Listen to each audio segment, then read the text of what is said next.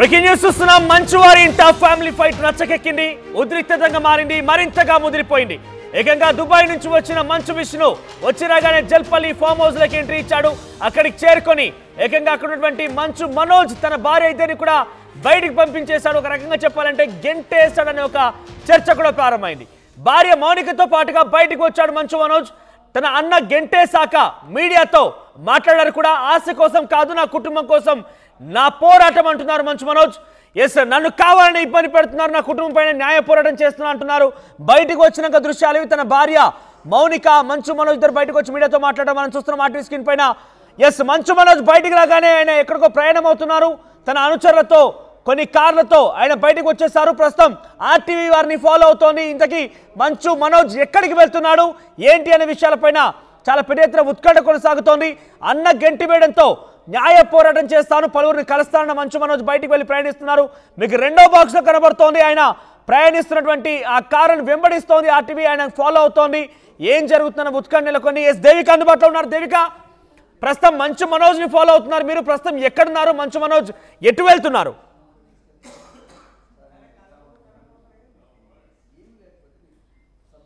Yes, ఒకసారి దేవిక నుంచి update తీసుకునే ముందు బయటికి వచ్చాక మంచు మనోజ్ తన ఆవేదన వ్యక్తం చేశారు. తన అన్నపై న్యాయ పోరాటం చేస్తానన్నారు, గెంటి వేశారని చెప్పారు. ఒకసారి ఏం మాట్లాడారు చూద్దాం. అందరికీ నమస్కారం. నేను ఆస్తి కోసమో డబ్బు కోసమో ఈ పోరాటం చేయట్లేదు. ఎందుకంటే ఇది పోరాటం కూడా కాదు, ఇది ఆత్మగౌరవానికి సంబంధించింది, నా భార్య పిల్లల సేఫ్టీకి సంబంధించింది. ఇది నాతో ఒక మగాడిగా నాతో డైరెక్ట్గా వచ్చి నాతో ఏం చేసినా పర్వాలేదు. నా భార్య పేరు ఇంక్లూడ్ చేయడం, నన్ను తొక్కేదానికి, నా 7 నెలల పాపని ఇంక్లూడ్ చేయడం, నా బిడ్డలు ఇంట్లో ఉండగానే అలా బిహేవ్ చేయడం కరెక్ట్ కాదు.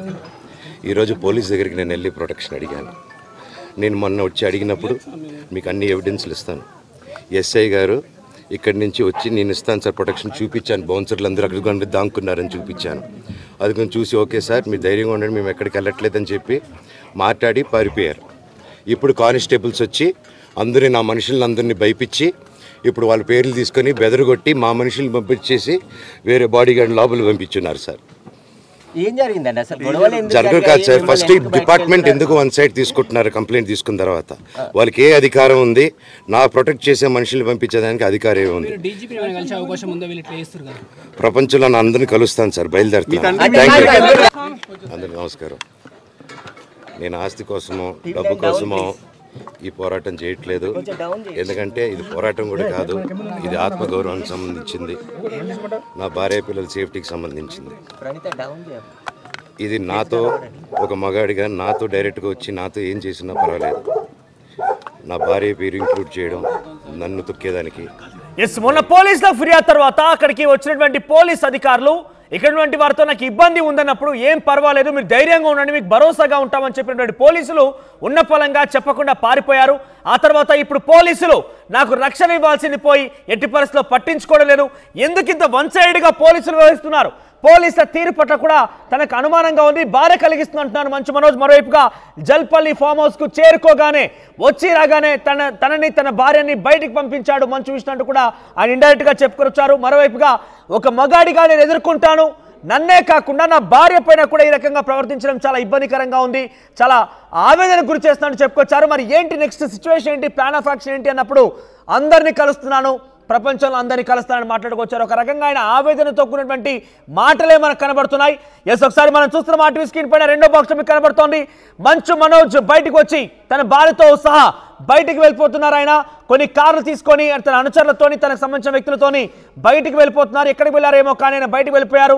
తనని ఆర్టీవీ ఫాలో అవుతోంది. ఇక్కడ మనం చూడవచ్చు జల్పల్లి ఫామ్ హౌస్ నుంచి బయటకు వచ్చిన సమయంలో ఆ కారులో ఆయన ప్రయాణిస్తున్నారు. ఆ సందర్భంలోని దృశ్యాలు ఇవన్నీ కూడా.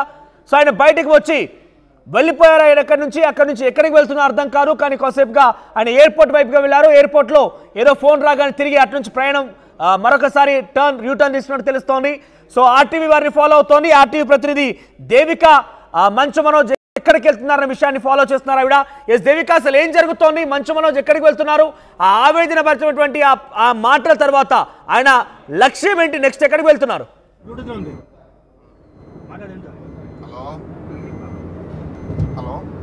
ఎస్ దేవిక, వినిపిస్తోందా? మంచు మనోజ్ ని ఫాలో అవుతున్నారు మీరు, ప్రస్తుతం మంచు మనోజ్ ఎక్కడికి వెళ్తున్నారు, ఎస్ జల్పల్లి ఫామ్ హౌస్ కి వచ్చి రాగానే మంచు విష్ణు తన ప్రైవేట్ బౌన్సర్లతో ఎంట్రీ ఇచ్చారు. పెద్ద ఎత్తున బౌన్సర్ అక్కడికి చేరుకున్నారు. పోలీస్ కానిస్టేబుల్ నామమాత్రంగా వచ్చి తనకు రక్షణ ఇస్తానని చెప్పినటువంటి ఆ పోలీస్ కానిస్టేబుల్ ఎందుకు వన్ సైడ్ గా వ్యవహరిస్తున్నారు? మంచు విష్ణుని తన ప్రైవేట్ బౌన్సర్లతో ఎందుకు అనుమతించారు? వచ్చి రాగానే విష్ణు తనని వెళ్ళిపోమ్మని చెప్పినట్టుగానే ఇండైరెక్ట్ గా చెప్పుకొచ్చారు. తను మగాడిగా ఏ రకంగా పోరాడతాను, ఎన్ని కష్టాలైనా పడతాను, కానీ తన భార్యని అనవసరంగా ఇబ్బంది పెడుతున్నారు, తన పిల్లల్ని ఇబ్బంది పెడుతున్నారు అనవసరంగా అంటూ ఆయన ఆవేదన భరితమైనటువంటి ఆ మాటల్ని మనం చూసాం మీడియాతో మాట్లాడుతున్న సందర్భంలో. సో మంచు మనోజ్కి ఏం దిక్కు లేకుండా పోయిందన్నట్టుగానే ఆయన చెప్పుకొచ్చారు. ఒక రకంగా ప్రస్తుతం ఆయన బయటికి వెళ్ళాను, అందరినీ కలుస్తాను, అందరితో నేను మాట్లాడతాను, న్యాయ పోరాటం చేస్తాను, నా కుటుంబం పైన మాట్లాడుకొచ్చారు ఆయన. అక్కడి నుంచి బయటికి వెళ్ళి ఎయిర్పోర్ట్ వైపుగా బయలుదేరారు. ఎయిర్పోర్ట్ దగ్గర ఏదో ఫోన్ వచ్చి రాగానే ఆయన యూటర్న్ తీసుకొని మరొక ప్రయాణం ఎక్కారు. ఎక్కడికి వెళ్తున్నారు అనేది కొంత ఆసక్తి నెలకొంది. ఎస్ దేవిక, మంచు మనోజ్ ఎక్కడికి వెళ్తున్నారు, ఆయన ప్రయాణం ఎటువైపుగా ఉంది, ఏం తెలుస్తోంది? ఎస్ మనోజ్, మనం చూస్తున్నాం ఎప్పుడైతే విష్ణు ఎప్పుడైతే మంచు మనోజ్ ఉంటున్న ఫామ్ హౌస్కి వెళ్ళాడో అప్పటి నుంచి కొన్ని గంటల పాటు కూడా కొంచెం వారిద్దరి మధ్య సంభాషణ అనేది జరిగింది. మరి ఏమైందో తెలీదు, ఒక్కసారిగా గేట్ లోపల నుంచి కొంతమంది ఆయన సిబ్బందితో ఎవరైతే ఆయనకి సెక్యూరిటీగా ఉన్నారో వారితో పాటు ఒక్కసారిగా బయటకు వచ్చేసి కూర్చున్నారు. సడన్గా మరి ఎందుకు కూర్చున్నారో తెలియదు, కానీ ఒక్కసారిగా పోలీసుల మీద కూడా గట్టిగా అరుస్తున్న పరిస్థితి. మమ్మల్ని బయటికి పంపించేస్తారా, మీరు ఎందుకు ఈ విధంగా చేస్తున్నారు అంటూ కూడా ఆయన గట్టిగా అరుస్తున్న పరిస్థితి అని చెప్పొచ్చు. సో అప్పుడే మనం ఆయన దగ్గరికి వెళ్ళంగానే అక్కడ ఆయన చెప్తున్న మాటలు ఏంటంటే, మమ్మల్ని బయటికి పంపించేశారు, భద్రత కల్పిస్తాము అంటూ చెప్పిన పోలీసులు ఇప్పుడు మమ్మల్ని బయటికి పంపించేశారు, ఇప్పుడు పోలీసులు కూడా ఇక్కడ లేరు, నాకు ఎవరైతే సెక్యూరిటీగా ఉన్నారో వాళ్ళను కూడా భయపెట్టి ఒక్కసారిగా పంపించేసిన పరిస్థితి అంటూ కూడా ఆయన కళ్ళలో నీళ్లు తెచ్చుకున్న పరిస్థితి అని చెప్పొచ్చు. మౌనిక కూడా బయటకు వచ్చి ఏ విధంగా తను బాధపడుతున్నారు అనేది కూడా చూస్తున్నాం. ఆయన మాటల్లో కళ్ళల్లో బాధ అనేది మనకి చాలా క్లియర్గా కనిపిస్తుంది. మనోజ్ ఒక్కసారిగా లోపలికి వెళ్ళి మళ్ళీ ఎవరితోనో ఫోన్ మాట్లాడడం జరిగింది గేట్ వెనకాల, అది కూడా మనం చూస్తున్నాం.